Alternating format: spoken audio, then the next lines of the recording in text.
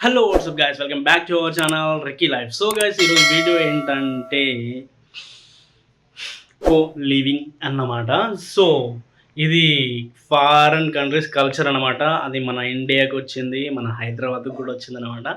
So first ఓయోలు వచ్చినాయి, తర్వాత co living culture అసలు ఎప్పటి నుండో ఉందన్నమాట. సో ఓయోకి గర్ల్ ఫ్రెండ్తో పోవచ్చు అని కొంచెం రహస్యంగా వెళ్ళినా కూడా ఈ కో లివింగ్ కల్చర్ వచ్చేసి బిందాస్‌గా, దర్జాగా అందరి ముందు పోయి మనం రూమ్ తీసుకొని ఒక అమ్మాయి, ఒక అబ్బాయి షేర్ చేసుకోవచ్చనమాట. సో, ఎలాంటి సిట్యుయేషన్‌లో ఈ కో లివింగ్ అనేదొచ్చింది? ఇప్పుడు ఎలాంటి సిట్యుయేషన్స్‌కి దారి తీస్తుంది? దానివల్ల ఉపయోగాలెన్ని? దానివల్ల నష్టాలెన్ని? దానివల్ల సొసైటీలో ఎలాంటి మార్పులు రాబోతున్నాయో ఈరోజైతే మనం ఈ వీడియోలో తెలుసుకుందాం. వీడియో అయితే స్కిప్ చేయకండి. ఫుల్ వీడియో చూడండి. ఇది తెలుసుకోవాల్సిన వీడియో. మన సొసైటీలో జరుగుతున్న కొన్ని పనుల వల్ల సొసైటీకి, మన సమాజానికి ఎఫెక్ట్ పడుతుందన్నమాట. అలాంటి వాటిలలో ఈ కో లివింగ్ కల్చర్ అనేది ఒకటి చాలా అంటే చాలా ఇంపాక్ట్ చూపించేదన్నమాట. సో వీడియో అయితే స్కిప్ చేయకండి. ఇప్పుడు కో లివింగ్ అనేది ఎలా స్టార్ట్ అయిందంటే, రూమ్స్ దొరకక సాఫ్ట్వేర్ వాళ్ళు ఉండడానికి ఇబ్బంది అయ్యి శాలరీస్ తక్కువ వచ్చి ఎక్కువ రెంట్లు కట్టలేక కొన్ని సిచ్యువేషన్లలో ఒక అమ్మాయి, ఒక అబ్బాయి ఇద్దరు కలిసి ఒక రూమ్ తీసుకొని షేర్ చేసుకునే సిచ్యువేషన్ అక్కడి నుండి స్టార్ట్ అయిందనమాట ఇది.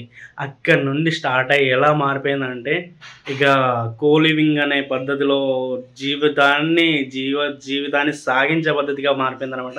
సో అది అవసరం కోసం అట్లా మొదలైన ఈ కో లివింగ్ కల్చర్ ఫారెన్‌లో మొదలయ్యి అక్కడ పుట్టి ఇక్కడ దాకా విస్తరించింది. ఈరోజు మన ఇండియాలో వచ్చింది. మన హైదరాబాద్‌లో కూడా చాలా వీధికి 2, 3 కో లివింగ్ హాస్టల్స్ ఉన్నాయన్నమాట.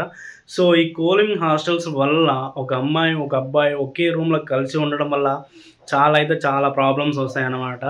సో వాళ్ళకి స్టార్టింగ్‌లో అనిపించకపోయినా పేరెంట్స్‌కి నచ్చదు. అలా కొన్ని కమిట్మెంట్ వల్ల, కొన్ని తప్పులు జరగడం వల్ల, సో పెళ్లి కాకుండానే ఇలా కలిసి ఉండడం వల్ల చాలా తప్పులు జరిగే అవకాశం ఉందన్నమాట.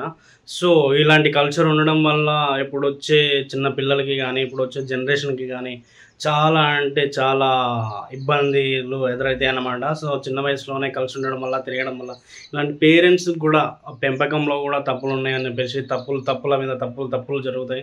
సో కొన్ని రోజులు కలిసి ఉండి ఒకవేళ కో లివింగ్‌లో ఉండి మ్యారేజ్ చేసుకుందామని అనుకున్నా కూడా చాలా అంటే చాలా ప్రాబ్లమ్స్ వస్తాయి. ఒకవేళ ఇంట్రెస్ట్ ఉండదు, చేసుకోవాలనిపించదు. ఇలాంటి అంటే పెళ్ళికి ముందే ఒక అమ్మాయి, ఒక అబ్బాయితో కలిసి ఉందనంటే ఎవరు యాక్సెప్ట్ చేయరు. అలా అని ఇంకెవరికి నచ్చదు కూడా అని చెప్పేసి ఇది చాలా అంటే చాలా మన సొసైటీలో ఉన్నాయి.